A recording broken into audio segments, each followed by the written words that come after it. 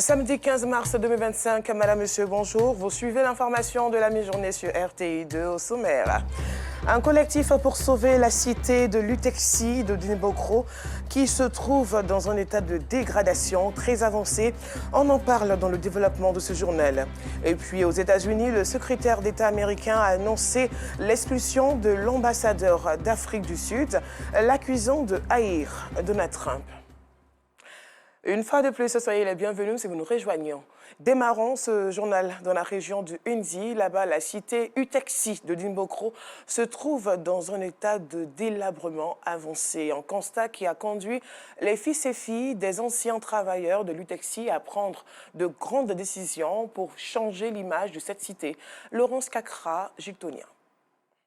Autrefois fleuron de l'industrie textile de la région d'Unzi, l'Union industrielle textile de Côte d'Ivoire, Utexi, a fait la fierté de la ville de Dinebokro avec sa cité flambant neuve où il faisait bon vivre. Le quartier cité Utexi était un quartier très chic, propre, qui donnait envie d'y vivre.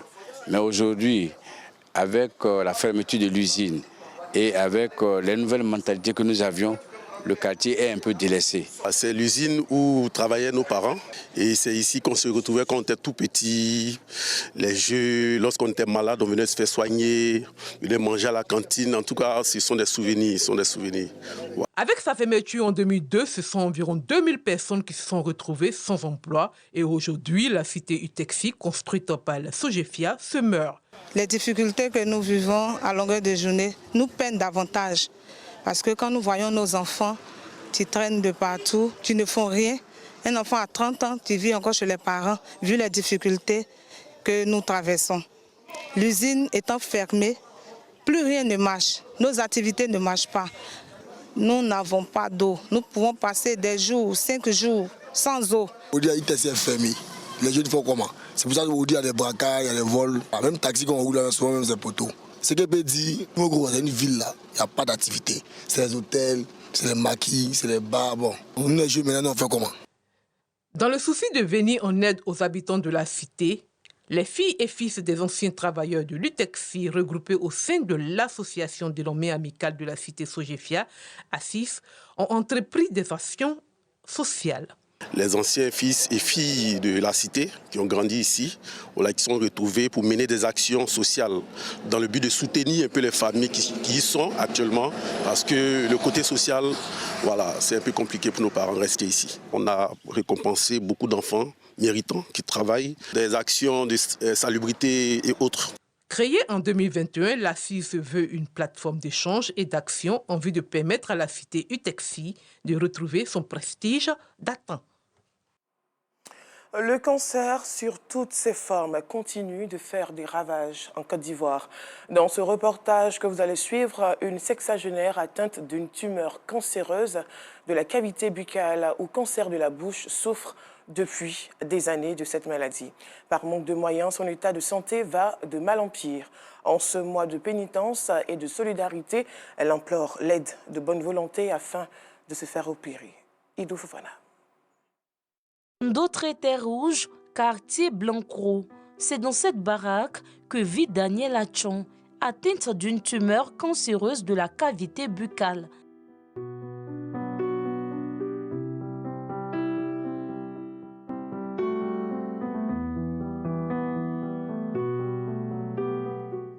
Au début, à niveau, le gars dit c'était une tumeur. Après, quand il s'est reparti, il a opéré. C'est fini. Petit, comme c'était petit là, il a déchiré, il a les yeux petits là, et puis c'est fini. Maintenant, un coup là, c'est devenu gros comme ça. Et ça a commencé à évoluer. Dernier scanner là, on dit je n'ai plus d'os ici, jusqu'à ici. Tout os là est bouffé. La sexagénaire souffre de cette maladie depuis plus d'une décennie. Faute de moyens financiers, son état de santé se détériore de jour en jour. La vie d'aujourd'hui et celle qui est passée aujourd'hui là, vraiment, il y en a un dit en tu sais, je ne peux pas vivre avec ça là, je dois me tuer.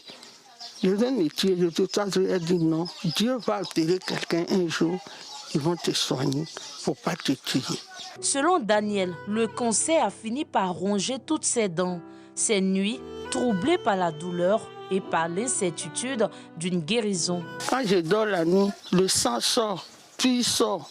La nuit, quand je dors, le sang remplit ma bouche. Et maintenant, quand je me lève le matin, je lave. Je vois les habits, je mets au soleil avant de sortir d'ici.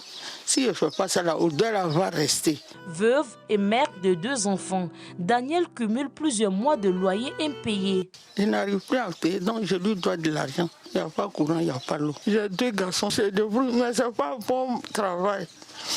Et l'autre là, il est en Manawa. Maintenant, l'autre là, il est en Malcori, il a eu son bac, mais il n'y a pas de travail. Il est ici, dans le bureau. C'est lui, quand on demande, c'est lui qui me donne l'argent. Il dit, il faut faire ça là, et je sais. Il faut faire ça là, et je sais. Pour l'opération, il n'y en a plus. C'est ça, les factures sont attassées ici. Là.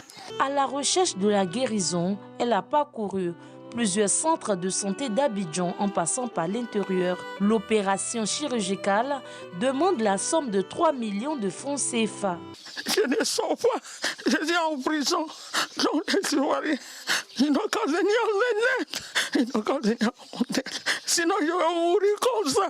Sa sœur, seule à supporter les charges, ne sait plus à quel sein se vouer. Qu'elle a mal, je viens, je la masse. Je fais tout. Mais ça ne va pas. Toujours quand je viens, elle pleure, je pleure.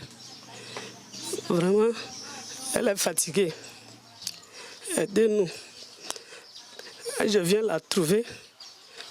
Souvent, je la trouve, elle sent partout sur elle.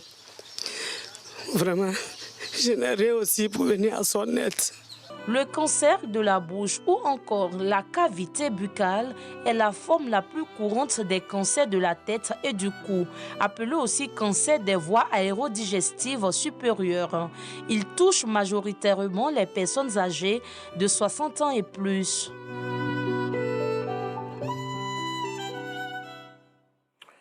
La solidarité est l'âme de cette nation ivoirienne et nous croyons fermement à la guérison de cette sexagénaire. Dans le département d'Alépé, l'Organisation nationale des cultivateurs de Côte d'Ivoire et le Conseil agricole ivoirien au Maroc ont signé un partenariat stratégique pour soutenir le développement de l'agriculture locale. Ce partenariat vise à renforcer les capacités des producteurs agricoles ivoiriens. À Sitondiara, Cécilia Bassolé. À Montézo, dans le département d'Alépé, l'atmosphère est solennelle ce lundi 10 mars.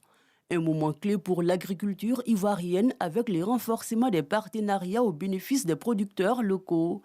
L'Organisation nationale des agriculteurs de Côte d'Ivoire, ONACI, et le Conseil agricole ivoirien au Maroc, KIM, signent un accord cadre de coopération. Nous avons trouvé utile de collaborer avec le KIM. Ils ont une innovation technologique agricole pas possible. Mais vous vous en rendez compte que dans le désert, on peut produire pour nourrir son pays et puis aller à l'export. Ça veut dire qu'ils sont efficaces.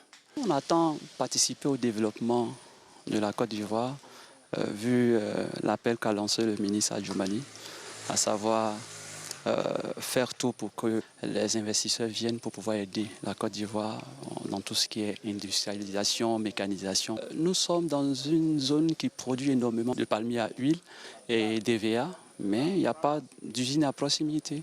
Selon les délégués de l'Organisation nationale des agriculteurs de Côte d'Ivoire, ce partenariat vient apporter des améliorations aux conditions de travail des producteurs. Apporter de l'innovation technologique, aller à la transformation pour la valeur ajoutée et puis pouvoir commercialiser, être compétitif à l'international. Une agriculture qui obéit à l'environnement, une agriculture durable et une agriculture ivoirienne qui doit être digne de son nom. Le secrétaire de la préfecture d'Alépé, représentant le préfet du département d'Alépé, souligne l'importance et l'impact de ce partenariat pour le développement agricole de la région. Je tiens au nom de mon patron, au nom du préfet du département, au nom de l'État de Côte d'Ivoire, à leur dire merci pour ce partenariat. Il est important de la part des agriculteurs ivoiriens de bénéficier de l'expertise du Maroc, qui est un pays aussi agricole que la Côte d'Ivoire. Notre économie étant basée sur l'agriculture, tout ce qui concerne la modernisation agricole doit donc intéresser toute la Côte d'Ivoire. La cérémonie se conclut dans une ambiance de collaboration renforcée marquée par une photo des groupes symbolisant l'unité et l'engagement des partenaires dans ce projet prometteur pour les producteurs agricoles locaux. L'environnement, c'est tout ce qui nous entoure. Malheureusement, de nos jours, il est menacé par des activités humaines telles que l'abattage des arbres, la propagation des déchets, la pollution et l'utilisation de produits chimiques dans les champs. Il est donc impératif d'agir et des jeunes se sont érigés en véritables soldats de l'environnement pour lutter contre tout ce qui détruit notre planète. Yamkiller Mel, Kader Bachil et De Fofana nous en parlent dans ce reportage. Quand on parle d'agroécologie, c'est de proscrire tout ce qui est produits chimiques, c'est de proscrire tout ce qui est pesticides. On fait allusion à l'utilisation des techniques endogènes, tout ce qui est pratique ancestrale. En lieu et place de tout ce qui est pesticides, de tout ce qui est produits chimiques, on va utiliser tout ce qui est fertilisant naturel. Travailler la terre sans éléments chimiques, c'est ce que Laetitia tente d'expliquer dans le cadre de la préparation d'une sensibilisation sur l'agroécologie paysanne, une pratique agricole bénéfique à la vie sur terre. La pratique de l'agroécologie va non seulement préserver notre environnement, mais également nous permettre de produire des aliments sains. D'un point de vue économique, c'est gratuit, ce n'est pas coûteux. En plus, cela rapporte de l'argent. Quant à Roméo et son équipe, dans la capitale des Grands Ponts, ils font de la lutte contre l'insalubrité leur cheval de bataille. Chaque jour, ils parcourent les rues et les domiciles pour vider les poubelles. Selon Roméo, c'est depuis l'école que son amour pour l'environnement a débuté. J'ai décidé de lutter contre l'insalubrité puisque tout mon parcours au niveau scolaire, en voyant vraiment les déchets qui jonchent les voies, j'avais vraiment des pincements au cœur. Vraiment, je ne pouvais pas supporter. Voilà, c'est dans cette perspective-là que j'ai créé une entreprise de précollecte des déchets pour l'élimination des déchets. Pour poursuivre leur mission ville propre, ces jeunes de la cité du Léboutou nourrissent le projet de mettre en œuvre une usine de traitement de déchets. C'est vrai, nous précollectons les déchets. Nous envisageons d'aller plus loin dans ce secteur en faisant le recyclage, le tri, et puis la transformation des déchets, c'est-à-dire des déchets plastiques en granulés et jusqu'à la finition. Pour y arriver, nous avons besoin de soutien des autorités pour nous aider à transformer les déchets. À 3 km de Dabo, le village de Kouas, nous retrouvons les acteurs du planting d'arbres. Le ciel s'est assombri. Pas question d'y retourner. Il faut traverser la lagune pour voir l'évolution des arbres qui ont été plantés lors de la journée internationale pour la conservation des mangroves de l'année 2024. Junior explique ses motivations. Nous avons décidé de faire le planting d'arbres parce qu'au niveau de la ville de Dabou, il n'y a plus la mangrove. Donc du coup, nous avons décidé de restaurer cette zone-là. C'est-à-dire replanter un endroit qui a été dégradé ou qui a été détruit. Donc nous, on vient planter des plants pour pouvoir restaurer la zone. Nous restaurons la mangrove au niveau de Dabou.